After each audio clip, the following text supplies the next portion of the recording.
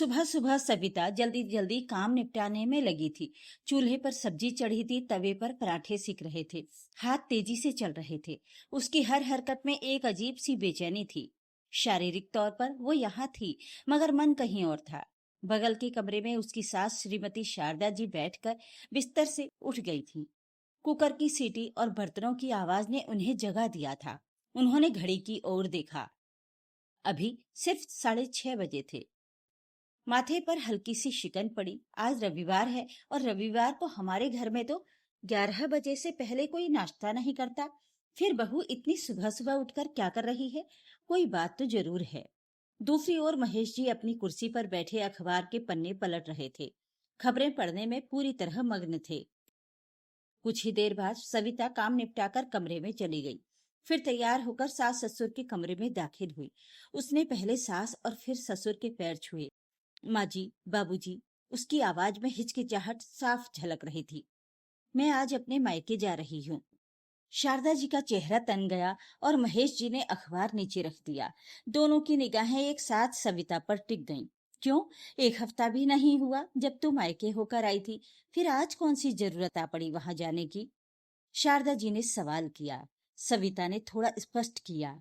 वो माँ की तबीयत ठीक नहीं है। पापा अकेले सब कुछ संभाल रहे हैं। खाना तो वे जैसे तैसे बना रहे हैं। सोचा आज जाकर घर के बाकी काम संभाल लूं। माँ की दवाइयाँ और टेस्ट रिपोर्ट भी ले जाऊंगी। कोई जवाब नहीं आया। कमरे में एक पल को सन्नाटा छा गया। सविता के होंठ कुछ कहने को हिले, मगर शब्द अधर में ही अटक गए। सास ससुर की चुप्पी को वो अच्छी तरह पहचानती थी। ये मौन असहमति से कहीं ज्यादा गहरा और भारी होता था। थोड़ी देर खड़ी रहने के बाद भी जब कोई जवाब नहीं मिला तो वो असहज होकर बोली, वैसे माँ जी, मैंने नाश्ता बनाकर रख दिया है। दोपहर के लिए सब्जी भी तैयार है।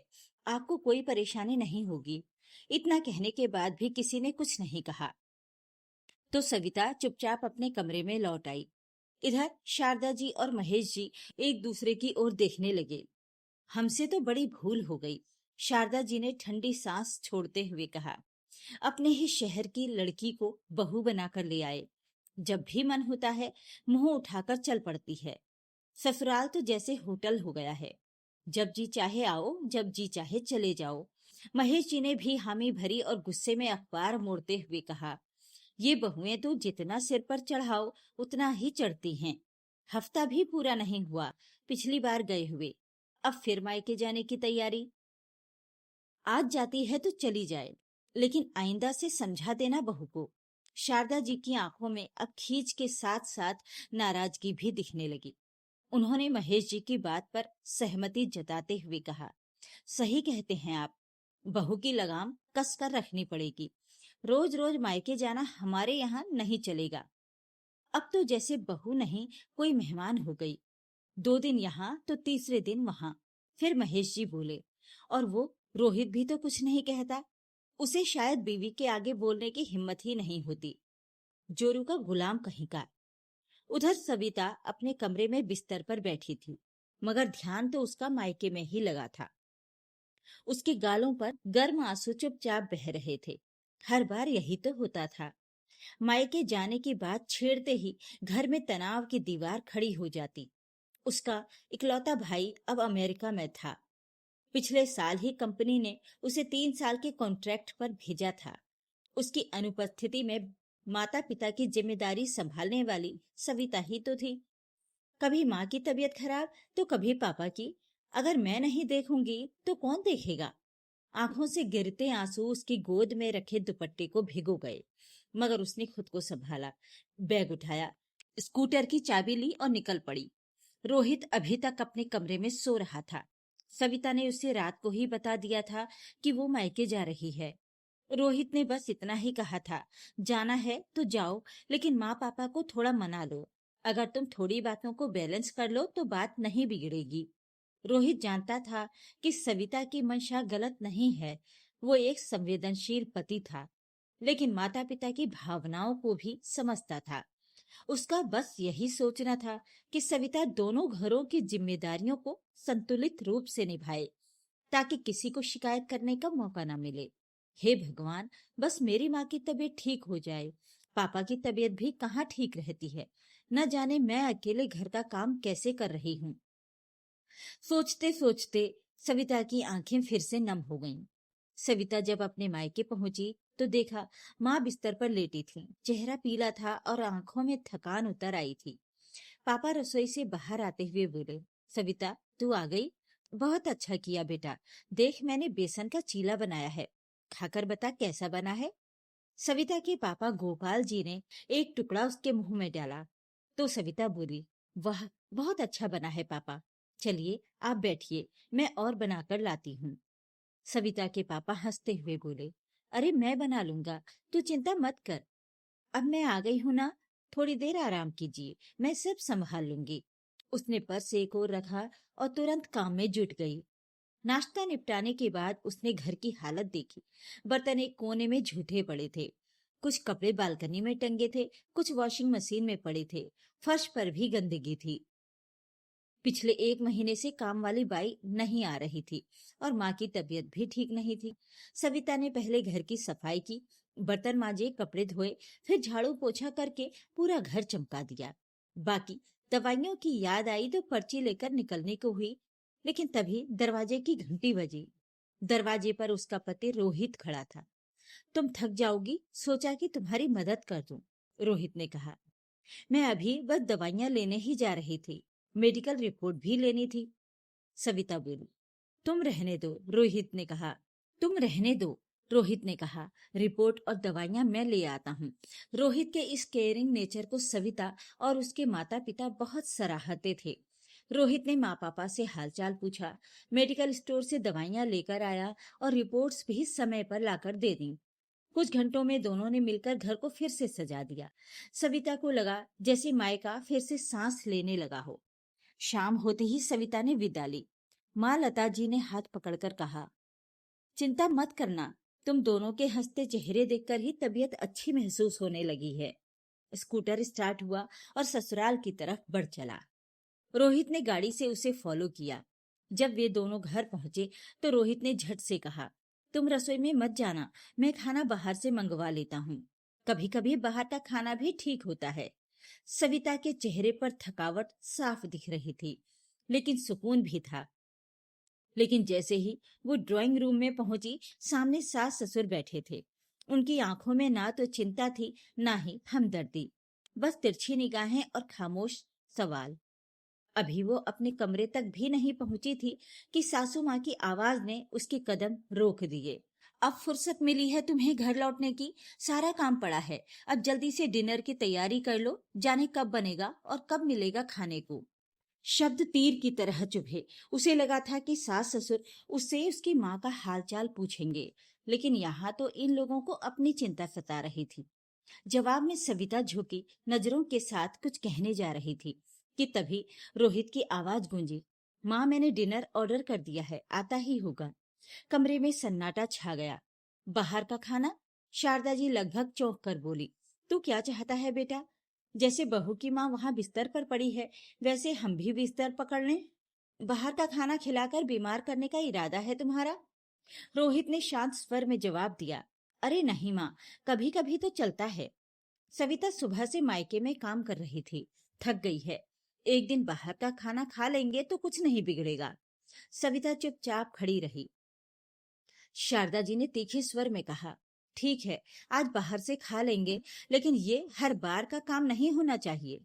महेश जी जो अब तक खामोश थे कहने लगे, देख रोहित, तू अपनी बीवी का पक्ष तो ले रहा है, लेकिन ये रोज रोज मायके भागने की आदत ठीक नहीं है। बहू है, ससुराल की जिम्मेदारी निभानी चाहिए। 2-4 महीने में कभी तीज त्योहार पर जाए तो अच्छा लगता है, लेकिन ये रोज रोज। बाबूजी, बात अच्छे या बुरे की तो है ही नहीं। उसकी मम्मी की तबीयत सच में ठीक नहीं थी, उन्हें जरूरत थी सविता की, रोहित ने कहा। अरे अब बुढ़ापा है तो कुछ ना कुछ तो लगा ही रहेगा। ऐसे में उनके बेटे को होना चाहिए था उनके पास। वो विदेश जाकर बैठा रहे और यहाँ परेशानी हमें उठानी पड़ रही है। शारदा जी तीखे लहजे में बोली। सविता का मन भारी हो गया। माँ जी, 3 साल के लिए गए हैं, 1 साल तो बीत चुका है, 2 साल भी निकल ही जाएंगे। तो क्या तब तक तुम यही सब करने वाली हो? सास ने कटाक्ष किया। सविता ने पलटकर जवाब देने की कोशिश की। माँ जी, माँ की तबीयत। लेकिन उसकी आवाज कमजोर पड़ गई। रोहित ने उसका कंधा हल्के से दबाया और इशारों में ही उसे चुप रहने को कह दिया। तभी दरवाजे की घंटी बजी। खाना आ गया था। रोहित ने टेबल पर खाना लगाया और सविता से बोला, तुम हाथ मुंह धो लो, मैं प्लेट्स लगा देता हूँ। सविता मुस्कुरा दी, लेकिन उसकी आंखों में नमी थी। डिनर के बाद दोनों कमरे में आए तो रोहित सविता के पास बैठ गया। सविता, माँ पापा की बातों को दिल से मत लगाना, वे बस पुराने ख्यालों के हैं। रोहित, मैं कोशिश करती हूँ। सविता की आवाज भर आई। लेकिन माँ बीमार है, पापा अकेले हैं, मैं उन्हें कैसे छोड़ दूं? और यहाँ यहाँ तो मेरी सांस लेने पर भी सवाल उठते हैं। रोहित ने उसका हाथ थामा। मैं हूं ना, धीरे धीरे सब ठीक हो जाएगा। अगली सुबह शारदा जी और महेश जी लॉबी में सोफे पर बैठकर टीवी देख रहे थे। रसोई में सविता नाश्ता तैयार कर रही थी। इधर रोहित अपने ऑफिस बैग में फाइलें ठूंस रहा था। बार बार घड़ी की ओर देख रहा था। सविता, मैं निकल रहा हूँ। उसने रसोई की ओर आवाज लगाई। हाँ, नाश्ता टेबल पर रख दिया है, सविता ने जवाब दिया। लेकिन उसका मन कहीं और था। वो मायके की चिंता में डूबी थी। माँ की तबीयत अभी पूरी तरह ठीक नहीं थी और काम वाली बाई के ना आने से घर का काम पापा के कंधों पर था। उसने कुछ सोचा। तभी उसे अपने मायके के पड़ोस में रहने वाली विमला आंटी की याद आई। उसने फटाफट फोन उठाया और नंबर डायल किया। हाँ सविता बेटा, सब ठीक है? विमला आंटी की गर्मजोशी भरी आवाज सुनकर सविता को थोड़ा सुकून मिला। हाँ आंटी, बस माँ की तबीयत की चिंता है और काम वाली बाई भी तो नहीं आ रही। क्या आप कोई भरोसेमंद बाई का इंतजाम कर सकती हैं? अरे बेटा, ये तो छोटी सी बात है, विमला आंटी हंसते हुए बोली। मैं देखती हूँ, तो फिक्र मत कर। सविता ने फोन रखा और नाश्ता टेबल पर सजाया। शारदा जी और महेश जी चुपचाप खाने बैठे। उसी खामोशी में कल की नाराजगी की हल्की सी गंध थी, लेकिन सविता ने ध्यान नहीं दिया। वो अपनी सोच में ही गुम थी। दोपहर का खाना निपटाने के बाद सविता को मार्केट जाना था। घर की सब्जियां खत्म हो चुकी थीं और कुछ दूसरा सामान भी लाना था। उसने सोचा सब काम एक साथ निपटा लेती हूँ। मार्केट में दुकानदारों से मोल भाव करते हुए उसने जल्दी जल्दी सामान खरीदा। अभी वो सब्जी की दुकान की ओर बढ़ ही रही थी कि विमला आंटी का फोन आया। सविता, मैंने एक बाई से बात कर ली है। विमला आंटी की आवाज में उत्साह था। काम दिल लगाकर करती है और ईमानदार भी है। तू एक बार आ जा और उसे सारा काम समझा दे। आंटी, आपका बहुत बहुत शुक्रिया। सविता की आवाज में राहत थी। मैं अभी आती हूँ। उसने स्कूटर मायके की ओर मोड़ लिया। ससुराल को बताने का मतलब था ताने सुनना। फिर क्या मालूम वो जाने भी देंगे या नहीं, इसलिए उसने रोहित को फोन किया। रोहित, मैं थोड़ी देर के लिए मायके जा रही हूँ। माँ के लिए बाई का इंतजाम हो गया है, उसे काम समझाने जा रही हूँ। ठीक है सविता, रोहित ने जवाब दिया। मायके पहुंचकर उसने नई बाई पूजा को सारा काम समझा दिया। पूजा, माँ की तबीयत ठीक नहीं रहती तो खाना हल्का बनाना, बर्तन रोज 2 बार धोने हैं और कपड़े भी टाइम पर धोना। पूजा ने सिर हिलाया। जी दीदी, सब समझ गई। सविता ने माँ पापा से पूजा की तनख्वाह और टाइम तय की। फिर सब्जी लेने मार्केट वापस चली गई। सब्जी की खरीदारी करते करते शाम ढल चुकी थी। घर लौटते वक्त सड़कों पर ट्रैफिक ने उसे और देर करवा दी। उधर रोहित ऑफिस से घर लौट चुका था। रोहित बेटा, ये सविता कहाँ रह गई? अभी तक नहीं पहुंची और फोन भी नहीं लग रहा। शारदा जी ने शिकायत भरे लहजे में कहा। रोहित ने फोन चेक किया और बोला, माँ फोन शायद स्विच ऑफ हो गया होगा। बस उससे बात हुई थी मेरी, बता रही थी कि थोड़ा काम है मायके में, बस आती होगी। लो, हम चाय के लिए बैठे हैं और उसे क्या मालूम रोज का ड्रामा कब बंद होगा। उसी समय दरवाजा खुला और सविता अंदर आई। हाथों में सब्जियों का थैला था और चेहरा थकान से भरा हुआ था। शारदा जी उसे देखते ही बोली, क्यों बहू, यहाँ से तो सब्जी का नाम लेकर निकली थी और फिर अपनी माँ के घर चली गई। सविता ने थैला रसोई में रखा और शांत स्वर में जवाब दिया, माँ जी बस थोड़ा सा काम था। माँ के घर काम करने के लिए बाई का इंतजाम करवाना था। वहाँ विमला आंटी रहती है ना, उन्होंने बाई ढूंढ दी है। अब मुझे बार बार नहीं जाना पड़ेगा। ये सुनते ही शारदा जी और महेश जी के चेहरे पर संतुष्टि के भाव पसर गए। यही तो चाहते थे वे भी।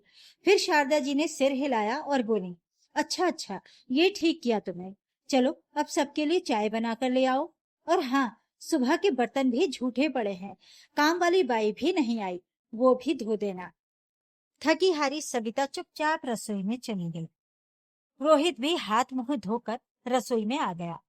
जब तक तुम बर्तन धोती हो, मैं चाय बना लेता हूँ, साथ मिलकर बैठकर पियेंगे। अरे रहने दो, आप ऑफिस से अभी अभी लौटे हैं, चाय मैं बना लूंगी।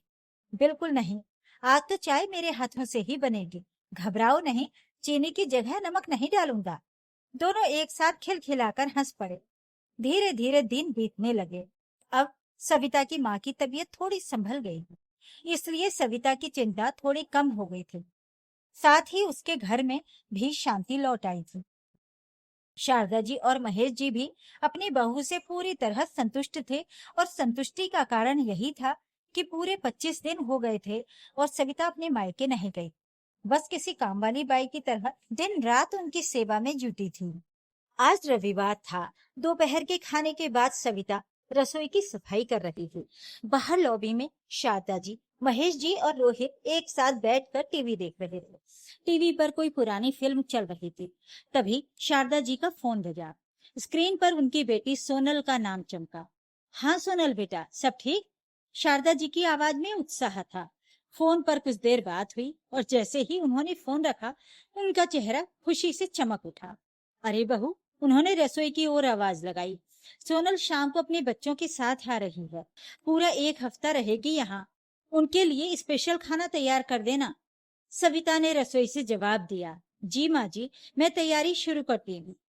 हाँ, और सुन, शारदा जी ने उत्साह में कहा, सोनल को मिक्स वेज बहुत पसंद है, वो बना देना, और बच्चों को पनीर की सब्जी, साथ में कुछ मीठा भी, खीर बना देना। ठीक है माँ जी, सविता ने जवाब दिया और रसोई में सामान जुटाने लगी। वो जैसे ही सब्जियां काटने बैठी तभी उसका फोन बज उठा। स्क्रीन पर माँ का नंबर देखकर उसका दिल धक से रह गया। उसने फोन उठाया। हाँ माँ, सब ठीक है ना? सविता बेटा, माँ लता जी की आवाज में घबराहट थी। तेरे पापा की खांसी रुकने का नाम ही नहीं ले रही। मैंने डॉक्टर को कॉल कर दिया है। सविता के पसीने छूटने लगे, उसका चेहरा सफेद पड़ गया। फोन हाथ में थामे वो रसोई से बाहर निकली, जहाँ रोहित, शारदा जी और महेश जी बैठे थे। रोहित ने उसकी हालत देखी तो तुरंत उठ गया। क्या हुआ सविता?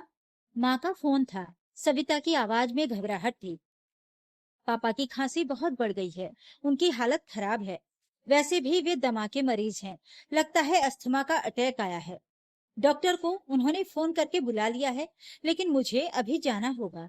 ये सुनते ही शारदा जी और महेश जी एक दूसरे की ओर हैरानी से देखने लगे।